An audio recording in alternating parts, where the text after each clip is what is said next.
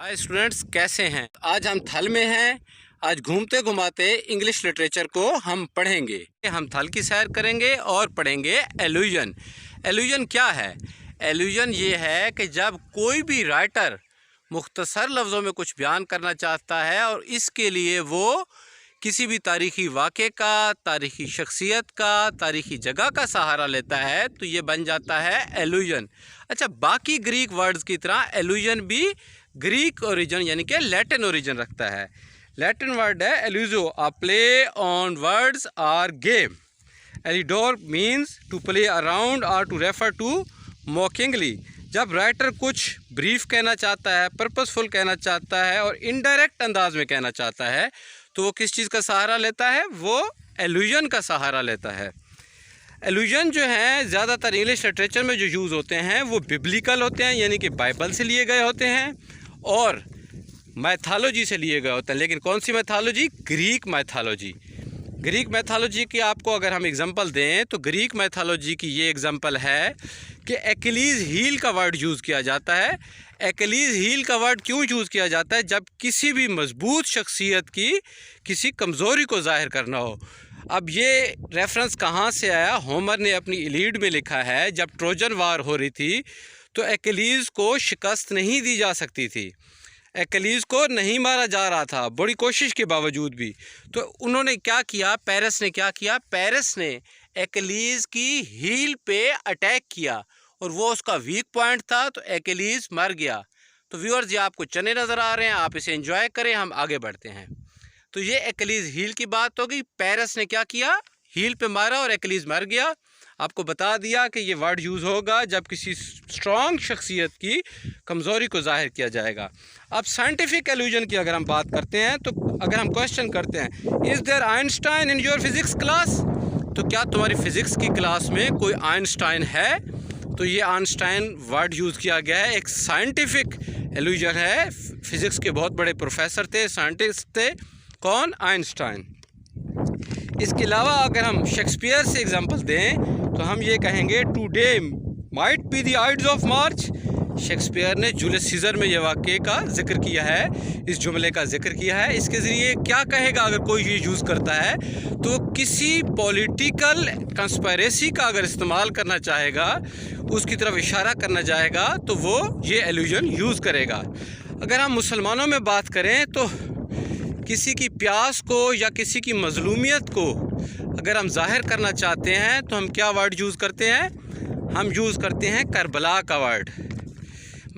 मीर अनीस ने जो है मरसी में बहुत ज़्यादा इसका यूज़ किया है। हाँ, और बिब्लिकल रह गया ना, बिब्लिकल बाइबल से है।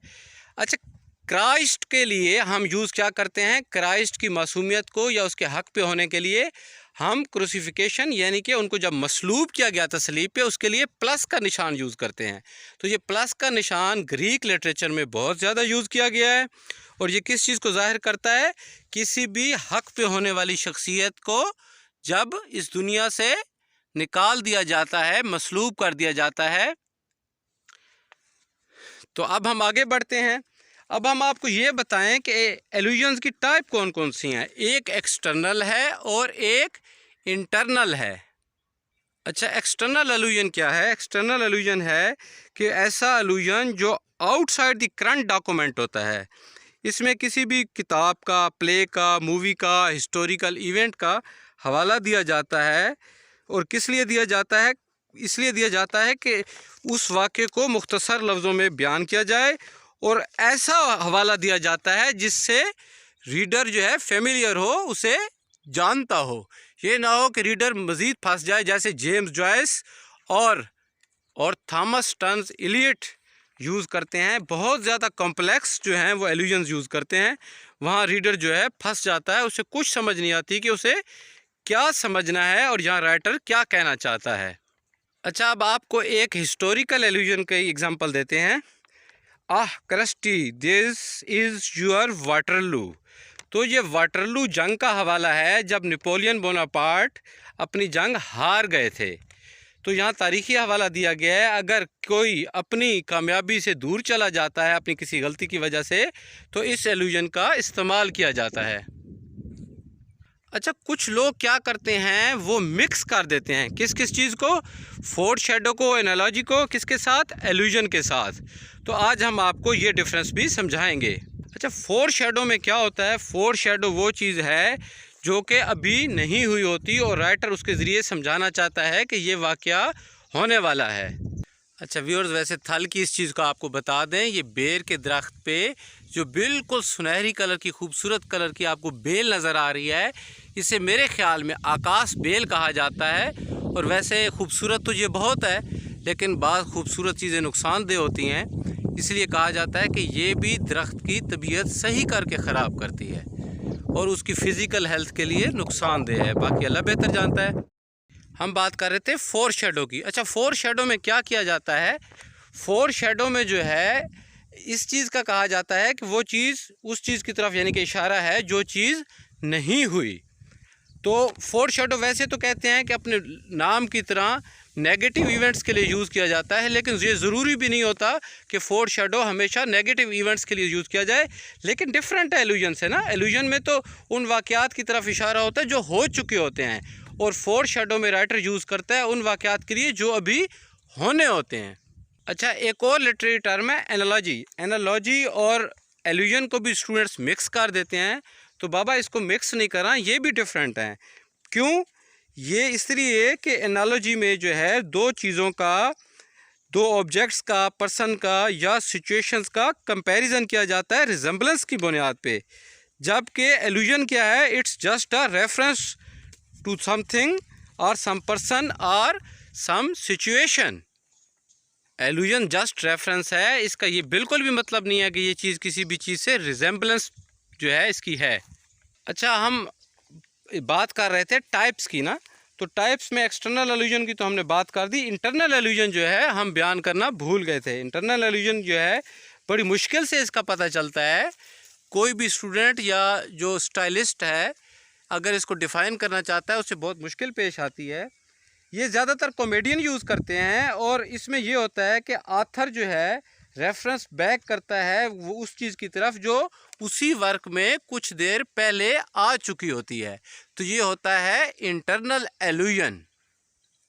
वैसे हम बरे सग़ीर में घूम रहे हैं, तो आपको एग्जांपल देते चलें कि बरे सग़ीर में जो है पोरस के हाथी बड़े मशहूर हैं। और ये क्यों मशहूर हैं, दो चार लफ्ज़ हिस्ट्री से आप भी पढ़ लीजिए। तो व्यूअर्स, थल में घूमते घुमाते आज हमारा इल्यूजन के मुतालिक लेक्चर ख़त्म हुआ। अगर आप ये चाहते हैं कि इस इल्यूजन की आपकी तरह आपके दोस्तों को भी समझ आए, तो आपका फ़र्ज़ बनता है कि हमारे चैनल को सब्सक्राइब करें। बाकी 50 से 60 फिगर ऑफ स्पीच के लिंक्स डिस्क्रिप्शन में मौजूद हैं, उन पे क्लिक करके भी आप सुन सकते हैं। विलियम शेक्सपियर के तमाम इम्पोर्टेंट प्लेस के लिंक्स भी डिस्क्रिप्शन में मौजूद हैं, उन पे क्लिक करके भी आप सुनिए।